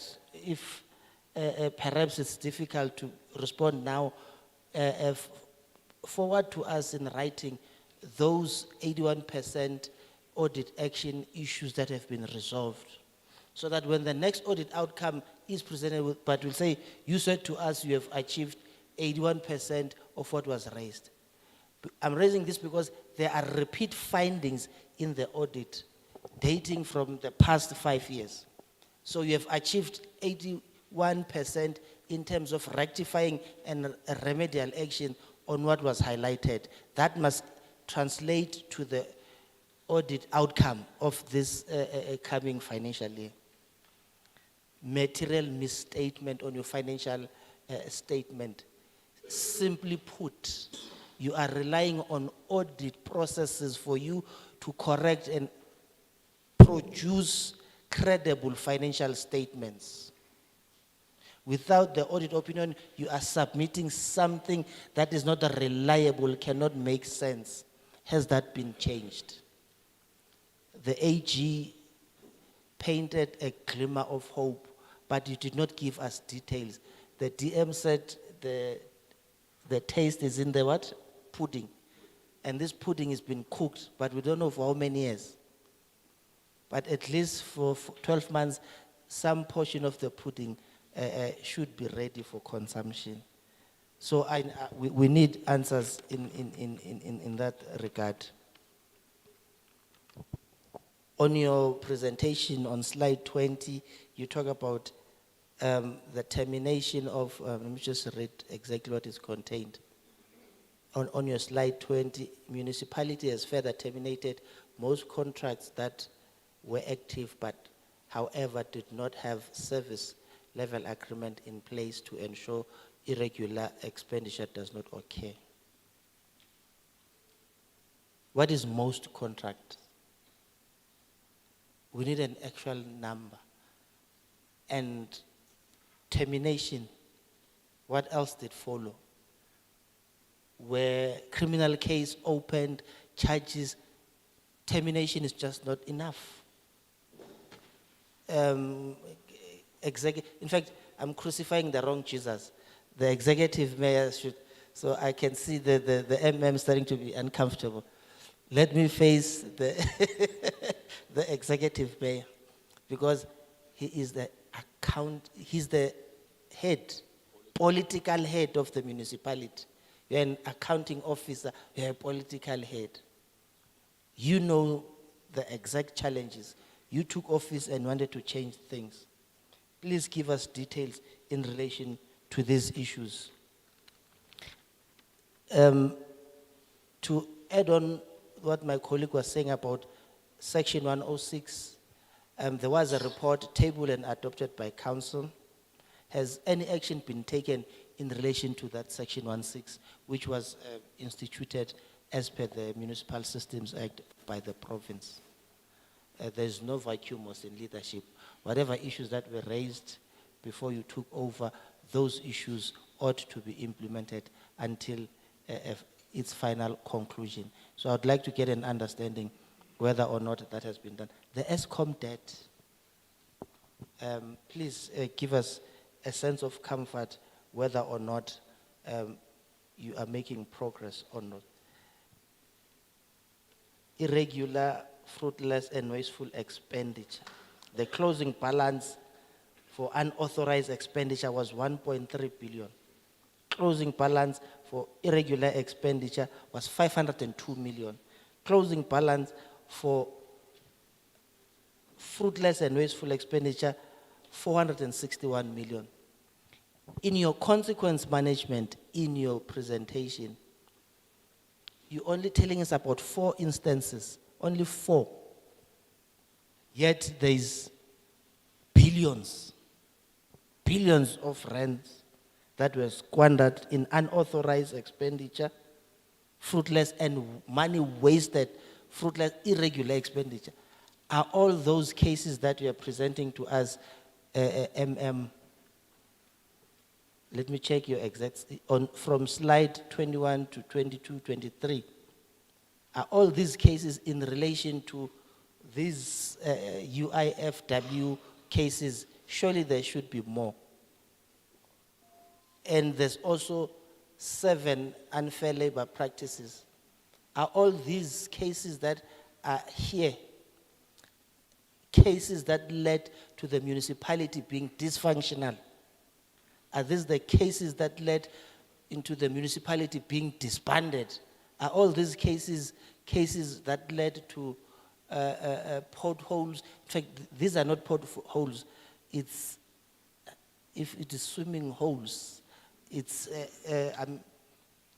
bath holes, because a pot, it's a small lanyana thing, but that thing is not qualified to be a pothole.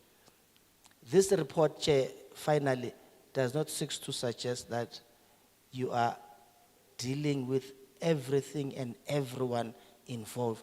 The good thing is that you took over from another political party, so you should not be afraid of dealing with them harshly and decisively. Heads must roll. You must expose them. I was expecting to see names of people here. I was expecting to see, I mean, I don't know how long will it take. Maybe the excuse will be investigation take long, but if an Auditor General has arrived at a conclusion, they've made your life easy. If Section 106 investigation has produced a result, they've made your life easy.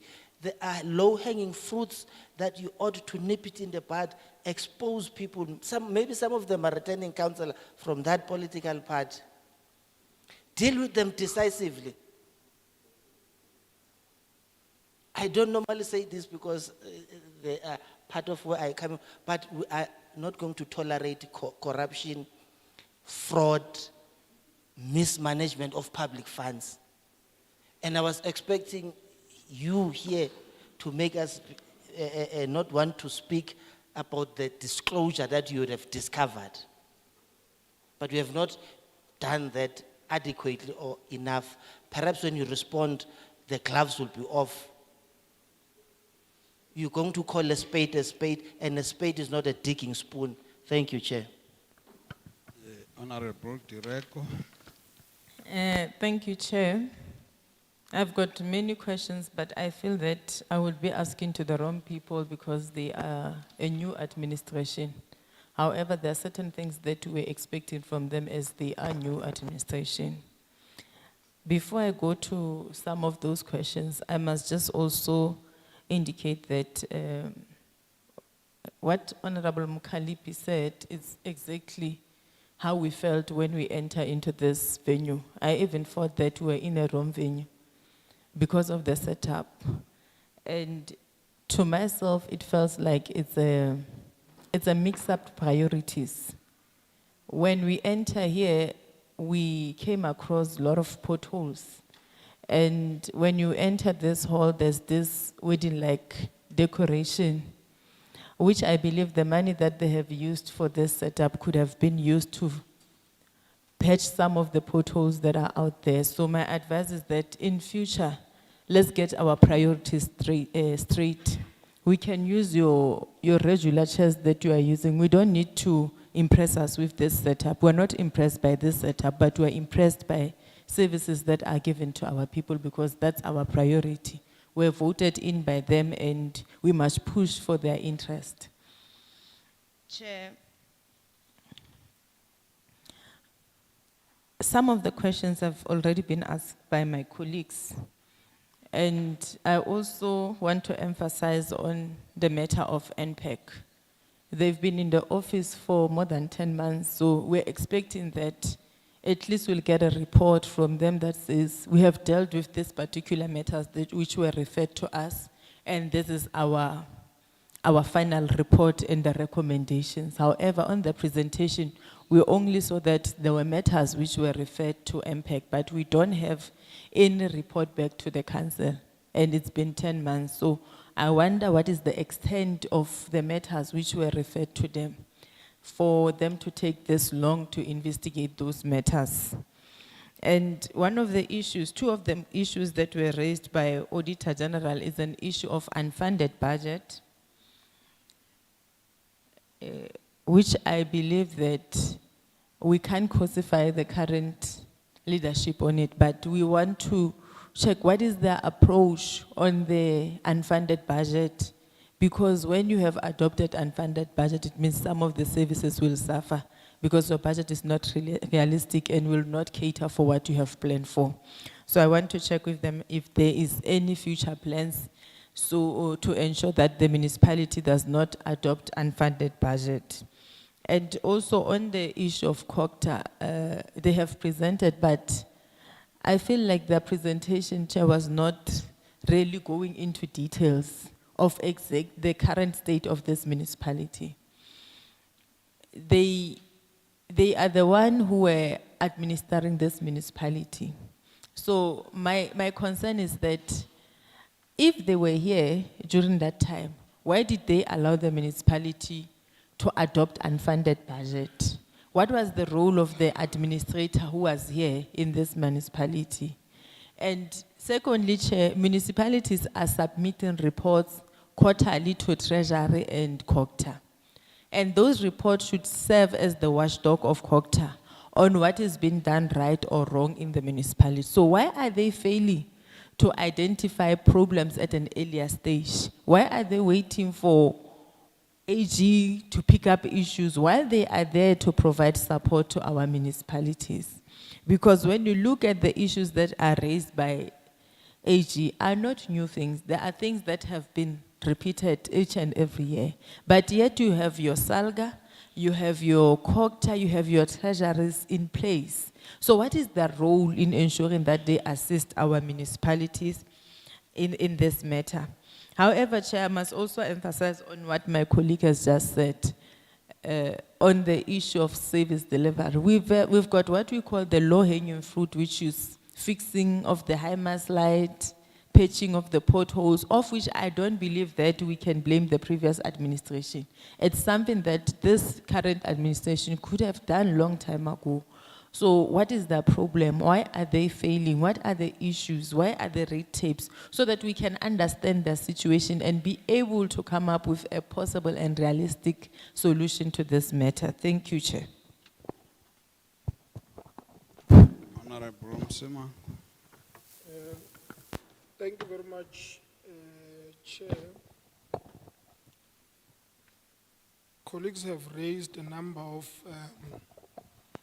of issues that we might have wanted to ask, so that we don't waste time. I will also touch on the few that I think they were left out. Provincial Coghsta presentation in the committee. there was a report that said Department of Water and Sanitation is going to bring 51 million. I want to check if that money is indeed with you, and what is it that you have done with it, or if you have started implementing with that amount of money. When you were also making the presentation, there is one thing that you said which touched me. You are making a narrative that says there are communities that do not have access to water since 1994. Two questions arises immediately after that. One is that how do those communities then live? Where do they get water? Is there any plan that is in place that says, as an alternative, since you do not, because then it means sitting here and listening to that and without asking whether those communities, because you might find that they are drinking with animals on the river. So it will be wrong of us if we don't ask such questions as to say, then where do they get water? So that's the first one. But the second one is that on the same narrative of communities not having water since 1994, my question again is, which is the second question, is that did they have water in 1993? Because by implication, to me it says they might have had water in 1993. Then after the democratic government, something might have happened and then they don't have water. Because the reality is there was government before. It's not like as if the government started in 1994. There was government before. Whether that government was democratically elected or not, it's another story for another day. But reality is there was government in place. So that's what I want to check. And I'm going to go straight to Lekwa. I want to take a different approach, colleagues, and I'm going to account for this approach that I'm taking into the presentation that was done by Lekwa. I'm made to believe that you are 2 months, 2 weeks in the office, if I'm correct. 3 months. Okay? Yeah. Then be that as it may, 3 months, 2 weeks in the office. After listening to the report of the AG and the report of the deputy minister before she could leave, both reports are painting, or both presentations are painting a picture that says, in as much as the rot was so deep in the previous administration, there is a significant shift that the AG is realizing in terms of a compiling of documents or the information that has been submitted to them. So for me, that is something that we must appreciate. Because in as much as we want to put pressure on you and say you need to move, of course we are here to put pressure because our people on the ground are saying, they are finding it difficult to live because of services are not arriving to them. But if they are saying there is a significant shift in terms of the compiling of documents, and my brother that was doing the presentation is even saying, although he cannot put it as a proclamation as to say whether your report this time around will come back positive or negative, but he's saying it looks bright. And for me, that is unless my listening skills are failing me. But I'm saying, we must give credit where it's due. But again, on top of that, tell you that our people on the ground are looking for services. Try to accelerate the issues of potholes that we can be able to see, or it must be things that when you are sleeping, it's things that you must be able to say, this is the plan that I'm going to put in place and make sure that we accelerate in order to make sure that we finally arrive into that. And I must say that I'm comforted by your words. When you say, under your watch, you are not going to allow the state of the municipality to go back to where it was. I think for me, that is a determination, but put that in practice. Make sure that it does not go back, because reality is, whether those things were done by the previous, and what is unfortunate is that the previous administration, I'm very related to them.